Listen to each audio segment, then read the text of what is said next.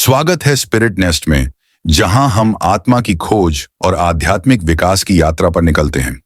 आज हम एक शक्तिशाली लेकिन चुनौतीपूर्ण अभ्यास पर ध्यान केंद्रित करेंगे, माफ करने की कला। माफी केवल पुरानी चोटों को छोड़ने के बारे में नहीं है, यह हमारी आत्मा को हील करने और आंतरिक शांति को अपनाने का एक गहरा तरीका है। चलिए इस यात्रा पर साथ चलते हैं। माफी एक डरावनी अवधारणा लग सकती है।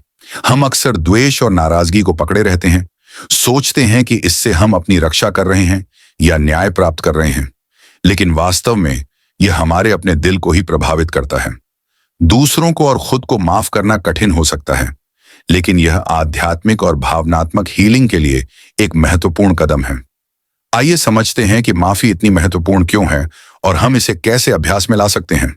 माफी यह नहीं है कि हम हानिकारक व्यवहार को सही ठहराएं या पिछले दुखों को भूल जाएं, बल्कि यह उन भावनात्मक जंजीरों को छोड़ने के बारे में है जो हमें बांधती हैं।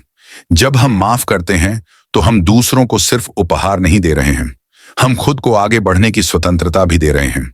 यह हमें चंगा करता है और हमारे दिल को नई संभावनाओं के लिए खोलता है। द्वेष और नाराजगी हमारे जीवन पर गहरा प्रभाव डाल सकती है। ये तनाव, चिंता और यहां तक कि शारीरिक बीमारियों का कारण बन सकती हैं। इन नकारात्मक भावनाओं को पकड़कर रखना हमें अतीत से जोड़े रखता है और हमें वर्तमान में पूरी तरह से जीने से रोकता है। यह समझना महत्वपूर्ण है कि द्वेष हमें कितना नुकसान पहुंचाता है। जब हम इसे छोड़ते हैं तो हम केवल भावनात्मक घाव ही नहीं चंगा करते, बल्कि अपने समग्र स्वास्थ्य और खुशी को भी बढ़ावा देते हैं। आइए कुछ व्यावहारिक कदमों को देखें जो आपको माफ करने और आक्रोश को छोड़ने में मदद कर सकते हैं। शुरुआत में अपने भावनाओं को स्वीकार करें और मान्यता दें। यह ठीक है कि आप आहत और क्रोधित महसूस करें। अपने विचारों और भावनाओं को लिखना आपकी मदद कर सकता है। 1. अपने भावनाओं को स्वीकार करें। शुरुआत में अपने भावनाओं को स्वीकार करें और मान्यता दें। यह ठीक है कि आप आहत और क्रोधित महसूस करें। अपने विचारों और भावनाओं को लिखना आपकी मदद कर सकता है। 2. घटना पर विचार करें। घटना और इसमें शामिल व्यक्ति पर विचार करने के लिए कुछ समय निकालें। उनके दृष्टिकोण को समझने की कोशिश करें। इसका मतलब यह नहीं है कि आप उनके व्यवहार को सही ठहराएं, लेकिन इसे समझना माफ करने में मदद कर सकता है। 3. सहानुभूति और करुणा का अभ्यास करें। सहानुभूति माफ करने में एक शक्तिशाली उपकरण हो सकती है। दूसरी व्यक्ति की स्थिति में खुद को रखकर उनकी क्रियाओं को समझने की कोशिश करें। करुणा का अभ्यास करने से आपके दिल को नरम किया जा सकता है और माफ करना आसान हो सकता है। 4. छोड़ दें और मुक्त करें। आक्रोश को छोड़ने और भावनात्मक बोझ को मुक्त करने का निर्णय लें। आप पुष्टि या ध्यान का उपयोग करके माफ करने के लिए अपनी प्रतिबद्धता को मजबूत कर सकते हैं। याद रखें, माफ करना एक उपहार है जो आप खुद को देते हैं। 5. खुद को माफ करें।